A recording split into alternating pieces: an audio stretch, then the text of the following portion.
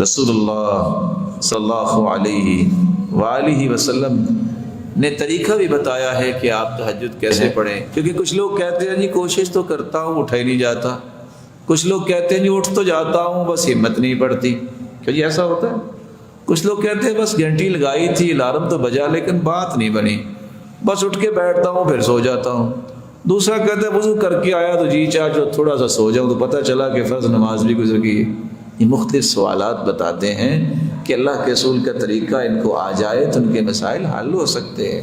طریقہ کیا ہے؟ میرے ساتھ رہیں گے انشاءاللہ، کر دیں بیان۔ اگر کوئی سچی تمنا رکھتا ہے کہ وہ تہجد پڑھے تو اس کے لیے پہلا کام یہ ہے کہ وہ رات کو سنت کے مطابق جلدی سو جائے۔ 4 لوگوں کو اجازت ہے، وہ اجازت وہ استعمال کر سکتے ہیں۔ علم والے لیٹ ہو سکتے ہیں، اللہ کے رسول صلی اللہ علیہ وسلم کے صحابہ بھی سیکھتے تھے، اور امام احمد بن حنبل وہ رات ساری ایک دوسرے سے علمی مذاکرہ کرتے رہتے، اور سیدنا ابو ہریرہ رات کا ایک پورا حصہ صرف حدیثیں یاد کرنے میں گزارتے۔ اجازت امت کے لیے اگر آپ نے کچھ سوچ بنانی ہے کہ امت کیسے بلند ہو سکتی ہے تو آپ لیٹ ہو سکتے ہیں، کیونکہ اللہ کے رسول بھی اور سیدنا ابوبکر بھی آپس میں مشورہ کرتے، رات لیٹ تک اور گئے تک یہ باتیں ہوتی رہتی۔ جائز ہے۔ اگر آپ کے پاس کوئی مہمان آ گیا ہے تو اس کی خاطر تواضع کرنے کے لیے آپ لیٹ ہو سکتے ہیں کہ وہ آیا ہے، پریشان نہ ہو، اس کو کھانا کھلا کے اس کو لٹا کے آپ اس سوچیں۔ من تطیب خاطر المرأة، اور چوتھی اجازت یہ ہے کہ زوجین جو ہے وہ لیٹ ہو سکتے ہیں۔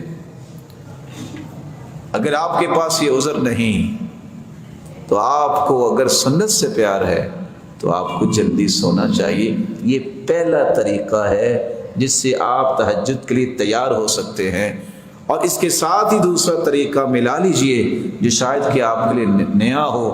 حدیث میں آتا ہے قیلوا فإن الشیطان لا تقیل، قیلولہ کیا کرو، شیطان قیلولہ نہیں کرتا۔ قیلولہ کیا ہوتا ہے؟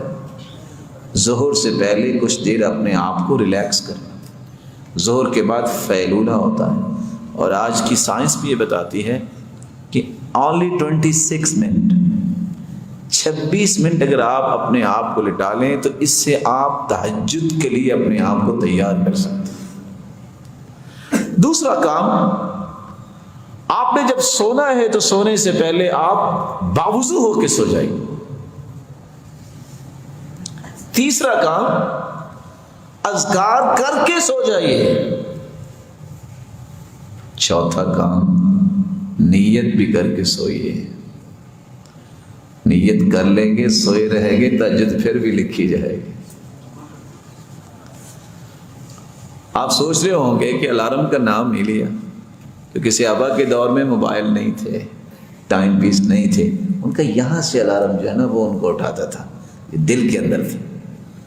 ہاں کوشش کر دیکھیے الارم بھی لگا لیں، لیکن نیت کر کے سوئیے، دعا کر کے یا اللہ یہ لذت مجھے بھی عطا کر۔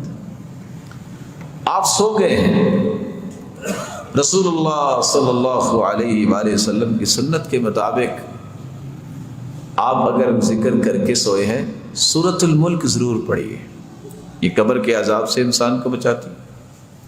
تو پہلا کام ہم نے کیا کہا؟ اکٹھے آگے چلے نا۔ پہلا کام کیا کرنا؟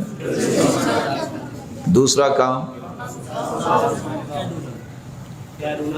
جی، تیسرا کام،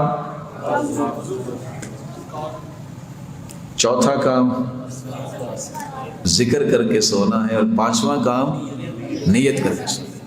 آپ سو گئے، اگر اللہ نے آپ کی نیت کو پسند کر لیا کہ واقعتاً یہ مجھ سے ہم کلام ہونا چاہتا ہے، میرا مالک ضرور اٹھائے گا۔ دل کی جو کیفیت ہوتی ہے نا، فیصلے اس پہ ہوتے ہیں۔ آپ اٹھے ہیں، بہت سارے اٹھنے کے بعد بھی فیل ہو جاتے ہیں، شیطان نہیں ان کو اٹھنے دیتا۔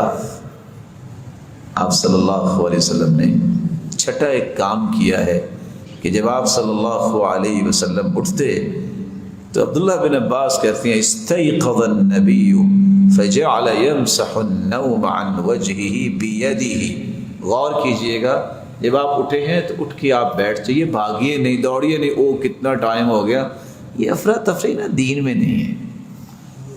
بڑے آرام سے، تحمل سے، سکون سے، وقار سے. ہم کس کے لیے اٹھے ہیں؟ اللہ. آپ اٹھ کے بیٹھیے. الحمدللہ الذی احیانا بعدما اماتنا والیہ النشور. الحمدللہ الذی رد علی روحی وعافانی فی جسدی واذن لی بذکری.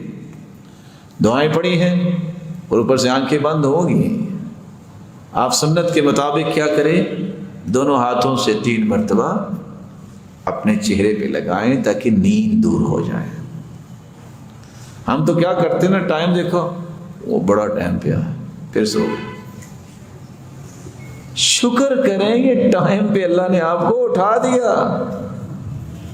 تو چھٹا کام کیا کرنا ہے؟ اٹھتے وقت بھی آپ کو دعا پڑھنی چاہیے. اللہ تیری ہی تعریف ہے جس نے دوبارہ مجھے صحیح سلامت زندہ کر دیا. کیونکہ ہم رات سوتے ہوئے دعا پڑھتے ہیں اللہم بسمی کا. یہ نہیں کہتے ہم انام و استیقظ، میں اللہ کے نام پہ سوتا ہوں اور اٹھوں گا. اموت و احیا، میں اللہ کے نام پہ ہی مرتا ہوں اور زندہ کیا جاؤں گا. یہ غور کیجئے، نیند بھی جو ہے نا الموتۃ الصغریٰ، یہ چھوٹی موت ہوتی ہے. اللہ یتوفی الانفس حین موتها، اللہ جب کسی کو سلاتے ہیں اس کی روح کو قبض کر لیتے ہیں، چاہے تو واپس کر دے، چاہے تو واپس نہ کرے. رسول اللہ صلی اللہ علیہ وآلہ وسلم کا طریقہ کہ وہ دعا پڑھتے اور اپنے چہرہ انور پہ ہاتھ پھیرتے اور سورۃ آل عمران کی آخری آیتیں پڑھتے. 10 آیتیں سورۃ آل عمران کی وہ پڑھتے. 7واں کام رسول اللہ صلی اللہ علیہ وسلم آدھا کام رات کرتے وقت اور آدھا اٹھ کے کرتے. رات سوتے وقت کیا کرتے؟ سیدہ عائشہ مومنوں کی ماں مسواک تیار کر کے تکیے کے پاس رکھ دیتی. کان لا ینام الا والسواک عند رأسی، اللہ کے رسول کبھی بھی نہیں سوئے، مسواک پہلے تیار پڑی ہوتی تھی. آج مسواک کی جگہ پہ ریموٹ پڑا ہوتا ہے، یا گلیکسی یا آئی فون پڑا ہوتا ہے. اور کب پڑا ہوتا ہے؟ فیس بک دیکھتے دیکھتے پتہ نہیں کب نیند آ گئی، اسی طرح پڑا ہے. وہاں تہجدیں نہیں آتی، وہاں شیطانوں کا غلبہ ہوتا ہے. جنہوں نے اللہ کے قریب ہونا ہوتا ہے وہ اللہ کے رسول کی زندگی کو فالو کر رہے ہوتے ہیں. مسواک پڑھیے اور آپ اٹھتے ہی اپنے چہرے پہ ہاتھ پھیرنے کے بعد، آیتیں پڑھنے کے بعد پہلا کام مسواک کرتے. نیند کی رہی صحیح کسر بھی نکل جاتی ہے. ختم نیند کہاں سے آئی کہاں گئی کچھ پتہ نہیں، تر و تازہ اٹھا.